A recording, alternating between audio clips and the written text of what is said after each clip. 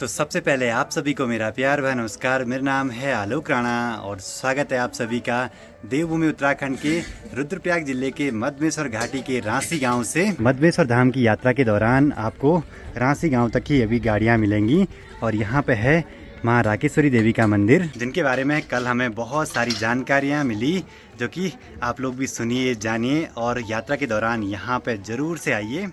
ये स्थान कहते हैं कि सतयुग का स्थान है।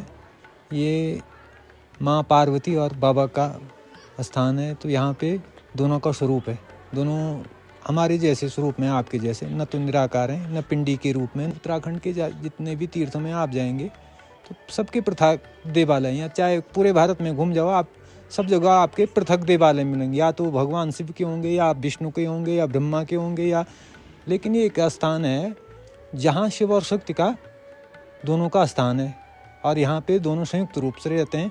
शिव का मतलब होता है पुरुष और शक्ति का मतलब होता है प्रकृति। शिव और पार्वती जब इकट्ठे होते हैं तो संतति तब आगे बढ़ती है। पुरुष और प्रकृति जब आपस में मेल करते हैं तभी संतति आगे बढ़ती है। तो इसलिए इस स्थान को पूर्ण स्थान कहा गया है और भगवान शंकर को वैसे मोक्ष का प्रतीक माना गया है। माँ शिवा को कामनाओं का प्रतीक, माने जो आपकी जो लौकिक कामनाएं होती हैं वो सब किससे प्राप्त होती हैं? माता से प्राप्त होती हैं। जो हमारी लौकिक कामनाएं होती हैं उसको वो भोग में आ जाती हैं। ये एक स्थान ऐसा है जहाँ भोग और मोक्ष दोनों एक साथ हैं और इस स्थान पे दर्शन करने से आपको भोग भी मिलेगा, लोभ भी मिलेगा। और देवी पुराण में कहा गया है कि यत्राक्ष मोक्षम न तत्र भोगम, यत्राक्ष भोगम न तत्र मोक्षम। जहाँ भोग है वहाँ मोक्ष नहीं मिलता है और जहाँ मोक्ष होगा वहाँ भोग नहीं होगा। ये अलग अलग चीज़ें, एक सिक्के दो अलग अलग पहलू हैं। लेकिन ये एक स्थान है जहाँ शिव और शक्ति एक स्वरूप में हैं और साथ में इकट्ठे हैं, इसलिए इस स्थान को पूर्ण स्थान कहा गया है। और कहते हैं कि भगवान शंकर की जब शादी त्रियुगी नारायण में हुई, ये पौराणिक भाषा में कहें तो मधुमास, लेकिन आजकल क्या कहते हैं, हनीमून कह रहे हैं उसको। मधुमास का मतलब होता है एक दूसरे को समझने का समय। तो उन्होंने 15 दिन यहाँ पे और 15 दिन मधमेश्वर में, वो चंद्र रात्रि जो केदारखंड में या पुराणों में वर्णन मिलता है उसको कहते हैं मधु चंद्र रात्रि यहाँ पे बिताई। कार्तिक पूर्णिमा को यहाँ पर विशेष चंद्रमा अपने पूर्ण स्वरूप में आ जाता है। बाद में यहाँ पे चंद्रमा ने जब तारा बृहस्पति की पत्नी तारा से उनका संबंध हो गया था तो उनको गुरु ने शाप दे दिया था, तो उनकी कलाएँ क्षय हो गई थी। धीरे धीरे उनका सारा शरीर क्या हो गया था, गलित हो गया था। तो उसके बाद वो तीनों लोकों में घूमे तो कहीं उसका किसी के पास इलाज नहीं था। तो लास्ट में विष्णु भगवान उनको भेजते हैं शंकर जी के पास कि भाई जाओ, वहाँ हो सकता है इसका इलाज, क्योंकि शिव तो लास्ट हैं, लास्ट सीढ़ी शिव हैं। तो उनके पास भेजते हैं तो वहाँ उनको पता चल, शिव भी बोलते हैं भाई मेरे पास भी इसका इलाज नहीं है, क्योंकि आपने गुरु की पत्नी का वो किया है, सतीत्व नष्ट किया है और इसको मैं भी पूरा नहीं कर सकता हूँ, क्योंकि मैं भी अभी क्या हूँ, अधूरा हूँ। तो आप उस स्थान पे जाओ जहाँ पे मैं और सती क्या करते हैं, एक साथ निवास करते हैं, तब मेरा भी स्वरूप पूर्ण हो जाता है। तो पूर्णता तुम्हें तभी मिलेगी जब तुम उस स्थान पर जाओ करके पूजा करोगे। तो चंद्रमा यहाँ पे आते हैं, कई वर्षों तक तपस्या करते हैं, तो भगवान उनको क्या करते हैं, वरदान देते। माँ के उससे माँ कहती है कि भगवान तब भी तैयार नहीं होते हैं, क्योंकि वो कहते हैं कि इन्होंने अक्षम्य अपराध किया है गुरु की पत्नी के साथ, वो क्या है, तो इसको क्षमा नहीं किया जा सकता है, इसको केवल गुरु बुरा कर सकते हैं। लेकिन वर्णन आता है माँ उनको क्या करती है, माँ का हमेशा हृदय क्या होता है, ममतामयी होता है। तो माँ उनको कहती कि कर दो। तो भगवान उस दिन से चंद्रमा को अपने बाएं भाग में क्या कर देते हैं, उनको कहते हैं कि 15 दिन को तो मैं कर सकता हूँ, इसलिए 15 दिन उसकी कलाएँ बढ़ती हैं और फिर 15 दिन डाउन हो जाती हैं। केदारखंड में लिखा गया है कि यहाँ पर पूजा अर्चना के बाद ही आप अगर मधमेश्वर के दर्शन करेंगे तो आपकी यात्रा को पूर्ण माना जाएगा। इस लोक की और उस लोक की, कहते हैं हमारा पुनर्जन्म होता है, उस प्रारब्ध अलग होता है। ये हम जो वर्तमान में जी रहे हैं, इससे पहले का जन्म में हमने क्या क्या किए थे, जो अपूर्णताएं रहेगी, इस स्थान पे पूजा अर्चना या दर्शन करने मात्र से ही क्या हो जाते हैं, हमारी अपूर्णताएं पूर्ण हो जाती हैं। फिर एक और यहाँ पर वैसे कालांतर में बहुत से लोगों ने तपस्या की है। पहले भगवान शिव और सती ने आकर के 15 दिन यहाँ पे निवास किया। वो अखंड धूना वहाँ पे तब से जल रहा है। ये अखंड धूना आपको 3 मिलेंगे, एक त्रियुगी नारायण में, एक काली मठ में, एक यहाँ पे, और बाकी जगह नहीं है। तो उसके बाद भगवान राम ने भी तपस्या किया। रामशिला यहीं बगल पे है। राम, अब ये उल्लेख रामचरितमानस में नहीं है, कंबन की रामायण है, साउथ की रामायण चलती है ना जो, कंबन की रामायण में एक दृष्टांत आता है राम की शक्ति की पूजा। तो राम की शक्ति पूजा कब होती है? जब रावण से राम हार जाते हैं। जब मेघनाथ का वध होता है ना, तो उसके दूसरे दिन रावण विकराल रूप रख करके राम से लड़ने के लिए आ जाता। तो भगवान राम की सेना को छत बिछत कर देता है। अब भगवान राम हार जाते हैं, उसने 8वें दिन हारते हैं ये। अब बहुत सारी रामायण हैं, लेकिन आजकल जो प्रचलित रामायण है वो गोस्वामी तुलसीदास की, हम जिसको अमूमन जनमानस मानता है, वो एक हमारे उसमें ना अवधि में लिखी हुई है, तो सबके टच में। और पुरानी जो आदि रामायण है वो वाल्मीकि की रामायण है, उसमें भी थोड़ा उल्लेख है राम की शक्ति पूजा का, लेकिन वो लंबा नहीं है। लेकिन कंबन की रामायण में एक पूरा लिखा हुआ है।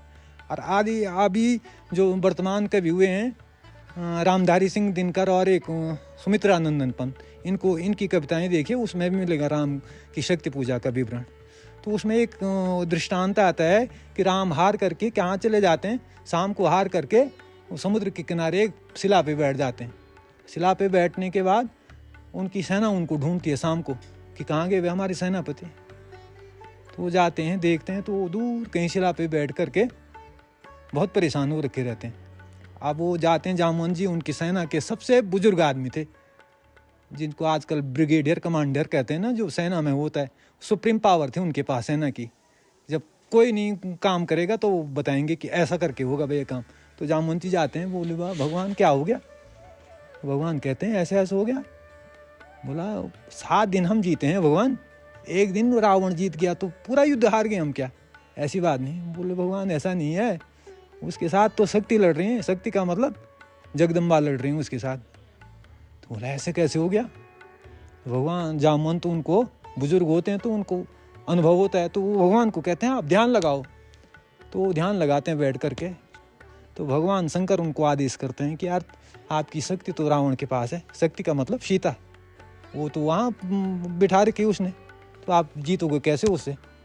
आज तक तो उसके चेले चांटे आ रहे थे लड़ने के लिए, उनसे तो जीत गए, लेकिन आज स्वयं वो आ गया तो उसने तो तुम्हारी शक्ति को अपने अंडर कर रखा है, तो आप जीतोगे कहाँ से? तो इसमें लंबा वो आता है, भगवान राम रोते हैं, ये करते हैं।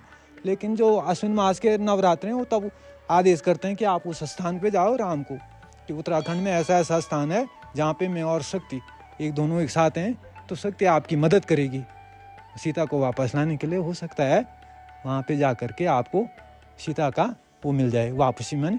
तो वो आते हैं अश्विन मास में, यहाँ पे नवरात्र करते हैं, हनुमान जी के साथ आते हैं वो यहाँ पे। इतना लंबा टाइम समुद्र के किनारे से उत्तराखंड पहुँचना था, तो भगवान जी पवन के वेग से चलते हैं, हनुमान जी उनको कंधे पे बिठा के ले आते हैं। एक दृष्टांत आता है, राम का मंदिर है देवप्रयाग में, वो थोड़ा संगम पे अपना स्नान करके फिर यहाँ पे आते हैं, और यहाँ पे रामशिला है नीचे, तो उस पर बैठ करके 8 दिन का नवरात्र करते हैं। तो 8वें दिन उनकी भगवती एक बार फिर परीक्षा लेती है। वहाँ पर उनका एक नियम था कि प्रत्येक दिन वो 108 ब्रह्म कमल चढ़ाते थे भगवती को। तो 8वें दिन ज्यों ही उनकी पूजा पूरी होनी थी, उनको शक्ति की प्राप्ति होनी थी, भगवती उनकी क्या ले लेती है? परीक्षा ले लेती है। परीक्षा क्या कैसे लेती है कि 107 तो कमल वो आहुति दे देते हैं, 108वां कमल निकाल देती है। अब वो तो ध्यान में बैठे हैं, एक एक कमल की आहुति दे रहे हैं। अब 108वां कमल नहीं मिलता है तो धीरे धीरे ध्यान से उतरते हैं, हनुमान जी से पूछते हैं भाई कहाँ गया 108वां, आज तू कम ले आए? उसने कहा भगवान ऐसे तो नहीं हो सकता है, मैं तो अपने नियम पे पूरा हूँ, हो सकता है कुछ हो गया हो, लेकिन मैं तो पूरा लाया हूँ, 7 दिन तक तो मैं पूरा लाया, आज क्यों खराब होगा?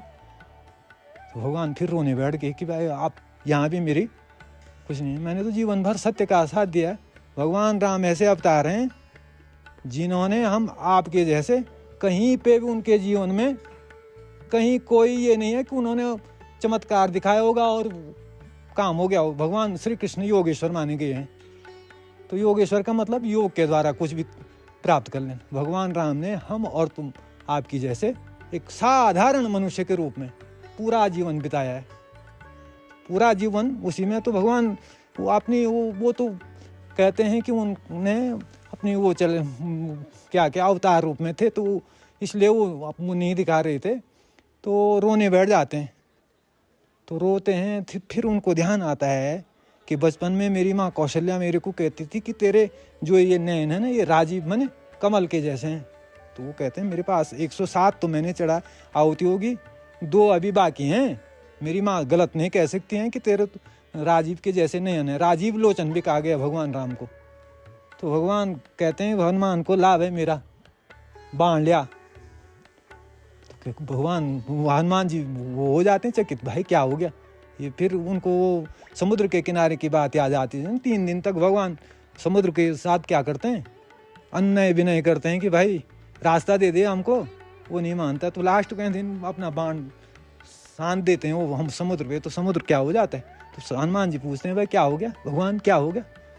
बोला डरने की बात नहीं, तू लिया मेरा बाण लिया। तो पकड़ते हैं, बोलते भगवान ऐसा ऐसा हो गया है, मेरे पास अब ऑप्शन कुछ नहीं है। जब तक तू कहीं जाता है लेने के लिए तब तक यहाँ मैंने टाइम निकल जाएगा। इसलिए बढ़िया है कि मैं अपनी एक आँख भगवती को समर्पित कर दूँ और 108वें का वो हो जाए, मेरा हवन पूर्ण हो जाएगा।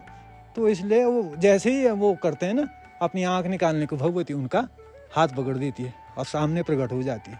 शिव और शक्ति दोनों एक साथ प्रकट होते हैं और उसको वरदान देते हैं भगवान कि आज से जा, तू मेरे नाम से भी जाना जाएगा। तो भगवान कहते हैं तेरे नाम से, एक नाम जो आदिकाल में है रामेश्वरी भी भगवती का नाम है। तो उसी दिन से भगवती का नाम रामेश्वरी भी पड़ा। और उसके बाद भगवान पुरुषोत्तम का वरदान भी यहीं पे मिला है भगवान को। पुरुषोत्तम का मतलब पुरुषों में, इस सृष्टि में जब तक पुरुष होंगे उसमें श्रेष्ठ भगवान राम है। न तो सतयुग में हुए और न पीछे होंगे कलयुग में। वो भगवान एक ही हैं और एक ही रहेंगे। उनको पुरुषोत्तम का भगवान वरदान कहाँ से मिला है, भगवान शिव और शक्ति ने दिया है कि तेरे से ज़्यादा अच्छा आदमी पुरुष कोई नहीं होगा, इसलिए पुरुषोत्तम उनको कहा गया है। तो ये इनकी संक्षिप्त कहानी है। तारा ने तपस्या की है, ईशान ने तपस्या की है। ईशान जानते आप, ईशान कोणों में सर्वश्रेष्ठ कोण है ईशान। बहुत ये तपस्थली है सिद्धों की। यहाँ पे क्योंकि सबको पूर्णता प्राप्त होती है, शिव और शक्ति का दोनों का स्वरूप है। ये लंबा पढ़ना पड़ेगा, ये बहुत छांटने पड़ेंगे, एक ही में नहीं मिलेगा ना। ये बहुत सारी चीज़ें पढ़नी पड़ती हैं, उसमें से छांट करके कहाँ क्या कुछ लिखा हुआ है। केदारखंड में तो रामेश्वरी के नाम से जाना गया है, लेकिन जब भगवान चंद्रमा ने तपस्या की तो आजकल प्रचलित है राकेश्वरी के नाम से। भगवती ने राकेश माने चंद्रमा और चंद्रमा की ईश्वरी राकेश्वरी होगी, ठीक है ना। तो ये सारी चीज़ें मिला करके ये है कि ये स्थान पूर्ण है और भोग और मोक्ष दोनों एक साथ देने वाला है। तो इसलिए इस स्थान के बारे में कहा गया है कि जो यहाँ पे आता है दर्शन भी कर लेता है, दर्शन मात्र से ही उसके जन्म जन्मांतर की अपूर्णताएँ पूर्ण हो जाती हैं और वो अपने जीवन में आगे बढ़ता है। तो ये यहाँ की संक्षिप्त कहानी है। देखा आपने ये स्थान कितना पवित्र और धार्मिक मान्यताओं से भरा हुआ है। तो आप लोग जब भी मद्मेश्वर धाम की यात्रा पे आते हैं तो रांसी गांव में स्थित मां राकेश्वरी देवी के मंदिर में जरूर से दर्शन कीजिए और उसके बाद ही यहाँ से अपनी मद्मेश्वर धाम की यात्रा को स्टार्ट कीजिए। हर हर महादेव, जय हो बाबा मद्मेश्वर जी।